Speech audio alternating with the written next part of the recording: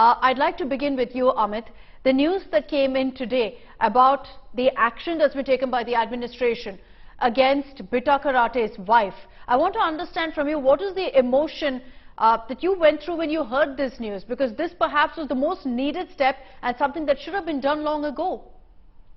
Yes, it's a welcome decision, and although it is late, but it is better late than never.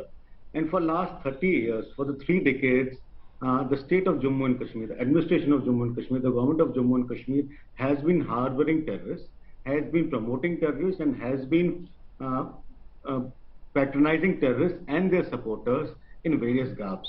This is a case of a female who is wife of a known terrorist, a person who is responsible for the ethnic cleansing of Kashmiri pandits, a person who is responsible for the genocide of Kashmiri pandits, and the wife is proud about it. She has been vocal about it. She has never denied it, that she is proud of what her action has been done. And the state of Jammu and Kashmir, in the garb of Article 370, continued to patronize her, continued to give her plum postings, continued to have her in job, in spite of her husband having clear ISI links, clear role in terrorism in Kashmir, and acknowledging that he was responsible for killing a force of Kashmiri Pandits. So it's a welcome move. And for last few years, especially after the abrogation of Article 370, Jammu and Kashmir administration has been harsh on people, especially those who have had soft corners for terrorists. They are white-collared, overground workers for these terrorists, and they need to be dealt strictly. Very true. What is worrying to me is that over 30 years, or 7 decades, the state of Jammu and Kashmir, the Abdullahs and Muftis have inducted so many pro-separatist people in the bureaucracy of Jammu and Kashmir that it will take years to cleanse it. So in 1996, when Jamaat-e-Islami was banned by the government of India, the Farooq Abdullah government went and hired those teachers into administration.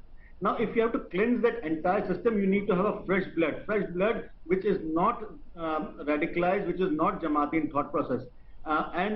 For that, you need to remove the obstinate, the Domicile Act. You need to get people from rest of India and make it part of bureaucracy, so that we have a clear, better bureaucracy which thinks about India. This is, I think, what we're all sensing here is that this is the first step, and a much needed one that's been taken by the administration. General Sevacha, I'd like to bring you in on this broadcast, because what I expressed the moment I heard about this was shock. The fact that you have a terrorist wife, you have a terrorist son, all of them having government jobs, when their role in terror activities is so well known, that's clear state patronage that's being given, sir, to these terrorists. Absolutely correct. See, no doubt about it. Unfortunately, Sayyid Salahuddin, 2 other sons were also services were terminated. Now the 3rd one, and also the wife of basically a J&K leader, Karate, Bitta Karate. Both of them are the known terrorists, and it is not that their children as well as wife action is taken because they are the relative of a terrorist. Because they are involved into terrorism themselves, that is why the action is taken. Now remember that once it has now become a union territory, Article 370-35A was abrogated. Then under the Constitution of India, Article 311, the services of an individual can be terminated if you find that he is involved in anti-national activities without carrying out a formal inquiry. Once it is been known that it is inexpedient to hold an inquiry, you carry out an informal inquiry through your agency, and service can be terminated. I say it's a welcome step. Der aaye durust aaye. You should have done it long time back. It is very well known. Bitta Karate, who doesn't know that he is now involved in money laundering, terrorist funding? He is involved in butchering of almost 20. He confessed on camera.